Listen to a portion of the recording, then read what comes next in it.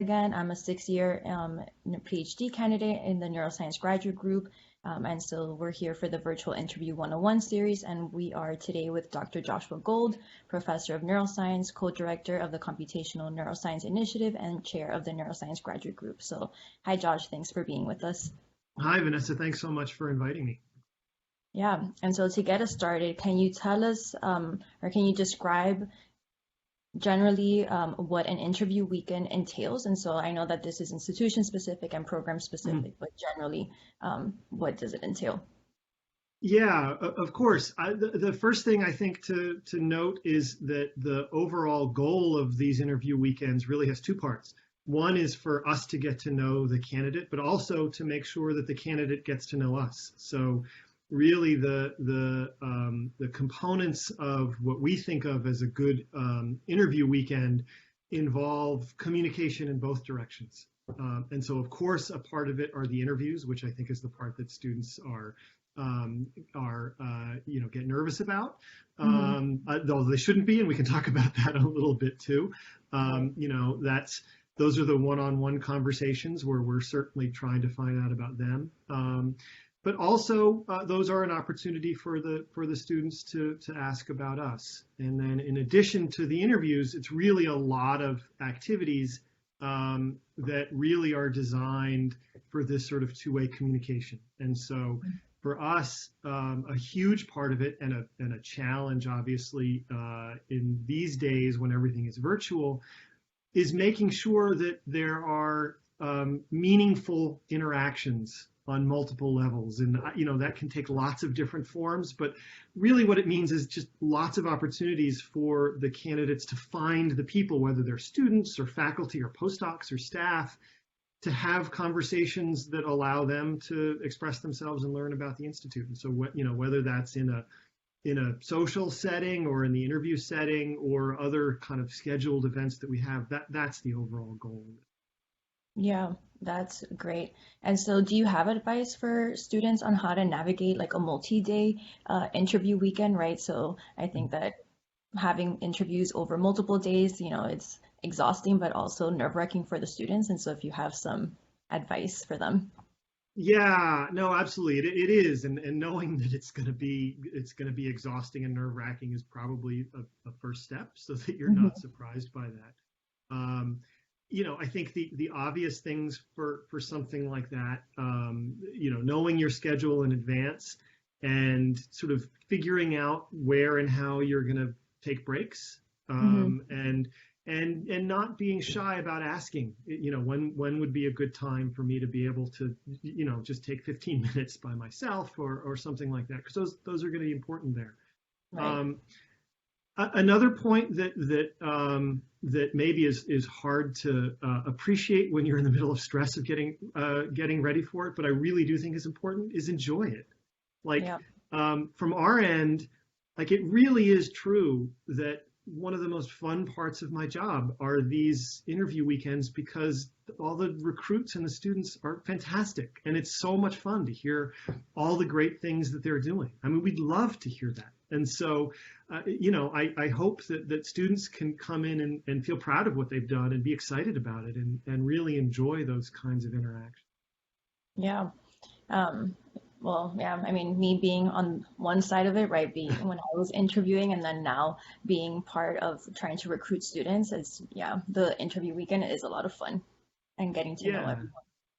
Yeah, and I think that one of the things that we try to do in our sessions to kind of help that is intersperse the interviews and the other events with one-on-one time with students, Right. because just as you just said, that it sort of resonated with sort of our whole rationale for that. The students that we have are the ones that are much closer to have gone through that. Mm-hmm. And so to have a student who made it through that process and is in the program, to be able to just bounce ideas and thoughts off of, like, when you finish the interview saying, oh, that was tiring, I'm not sure how it went, for a student to say, that's fine. Of course you're going to be tired at the end of those, and I'm sure it went better than you thought. And to just have someone be able to say that, I think is one of the things that can kind of help get students through these processes. Yeah, I still remember being, going through the interview weekend and just being amazed of how genuinely happy everyone was in like, in the neuroscience graduate group, but also just at Penn. And so, yeah, I feel like the interactions with the grad students and the faculty is essential for the interview weekend. Yeah, and just what you said, it's exactly why we make the students such a major part of the recruiting. I can say all I want that I think our students are happy and I think that our program is Mhm. great, but what else am I going to say? I mean, Right. I believe that, but it's much more meaningful, I think, when you hear it from the students. Yeah. And so that's absolutely a big part of how we design those recruitment events. Definitely. And so, what advice would you give a student to stand out and make a good impression during the virtual interview weekend? Yeah, I think first and foremost is to recognize that we're inviting you because we think you stand out. Like, Hmm. this isn't something that you have to pretend. Right. The recruits that we see and the applications we get are amazing, and the students are amazing, and starting there, I think, is a good place. Now, of course, even given that, there are ways to make it a more effective or less effective recruiting visit. Um, Mhm. I think an obvious important piece of it is practicing your description of your research. Right? Right. There's no secret that in our interviews, the first question is going to be some form of "Tell me about your research," Yeah. probably with not a whole lot more detail than that. So you know what's coming. Right. And the expectation is not too short, not too long description. Mhm. In general, if you've had multiple research experiences, pick one that Mhm. is kind of the most meaningful to you. Right. And what we want to hear isn't a list of papers. We can see that on your CV. We Mhm. want to know how you think about the work that you've done. And Right. that means a couple of things. That means thinking about it from the perspective of a scientist, Mhm. meaning not only what you did, but why you did it and what the hypotheses were and why they're interesting, why someone should be interested in these questions to begin with, why these are the right hypotheses to do, and then what you did, and Mhm. some sense that you sort of understand all those levels. And all that's so much more important than, even if that ends with, and in the end, we weren't able to get the data that we wanted because it just didn't turn out the way that we expected. Like, that's science. That's fine. That's not something to hide. Like, it's the description of the why you did what you did. And then on top of that, what I personally love to see is the enthusiasm. And Mhm. people express that differently, and it's often hard to read. But it's just like when you're talking to someone who was just clearly engaged with what they did, like it's just exciting from my perspective. Like, and again, Mhm. just going back to what I mean, that's the fun part of the job, to see that neuroscience is going to keep going because there's still people that want to be part of it, that just get wrapped up in what they're doing. Right. And the you know and so that clearly that is, there's some piece of that that's genuine, right? That's just going to come out or not. But it's Mhm. also true that the ability to articulate all those things that I just listed in a 5 minute period of time, practice it in front of your current PI or your peers or your mirror or whatever, just so that before you go into it, you have a sense of what you're going to talk. Yeah, I think that's one of the biggest advice that we've gotten from the series is, both students and faculty saying for students to do mock interviews. There's one thing to think about where you're going to say, and another thing is to actually practice saying it. And so, yes, articulating what you're going to say in a concise manner is important for these. Also, sometimes they can be short interviews, right? 30 minutes. So, Yeah, absolutely. And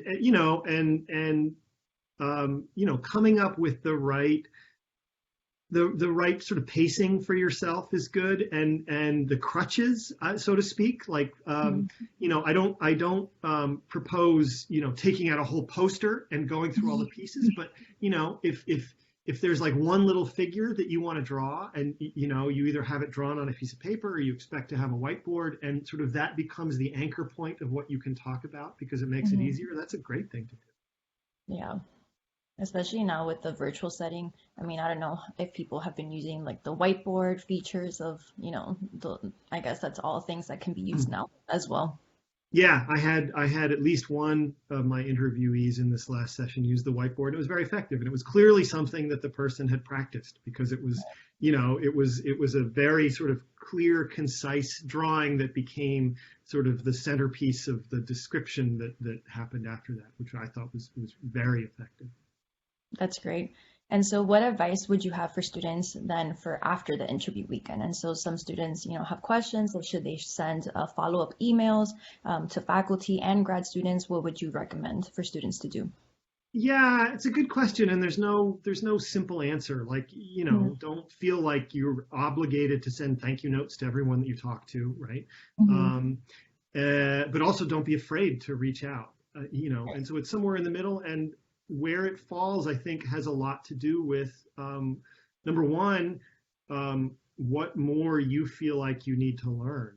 So Okay. about the place you interviewed. So for us, we make it abundantly clear that we do our best to teach you about Penn in the 2 days that we're interviewing you, but that we have no delusions that that's going to be enough for you to learn everything that you need to learn about us. And we absolutely encourage if on your train ride home, like it occurs to you, oh, I wish I had talked to this person, or oh, I had this question, please reach out, and we love to hear when people reach out to ask questions because it also shows us that you're still interested.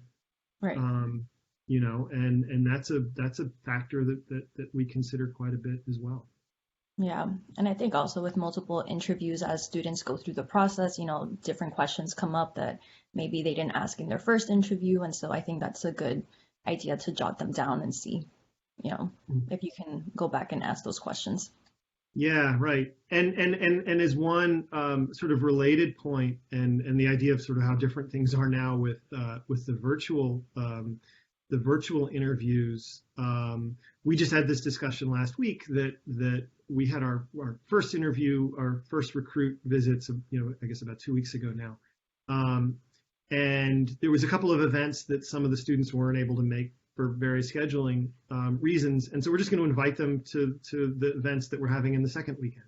Like, we're Oh, wow. perfectly happy to have them show up. Yeah, that's Um, great. because again, a huge part of this is for us to make sure they learn everything that they feel like they need to learn about us. And so whatever opportunities we can provide to do that is important. Yeah. Yeah, I've also heard of, talk of even inviting students to be part of like seminars and things like that, so they also get a sense of, like what the institution is doing or the program is doing, which I think is great now in the setting that we are in, right? And so we can do these things.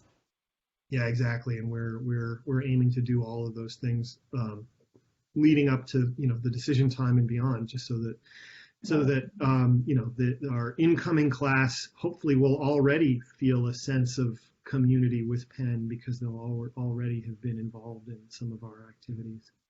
Right. Well, thank you so much for all the great advice. If you have, any last advice that you want to share.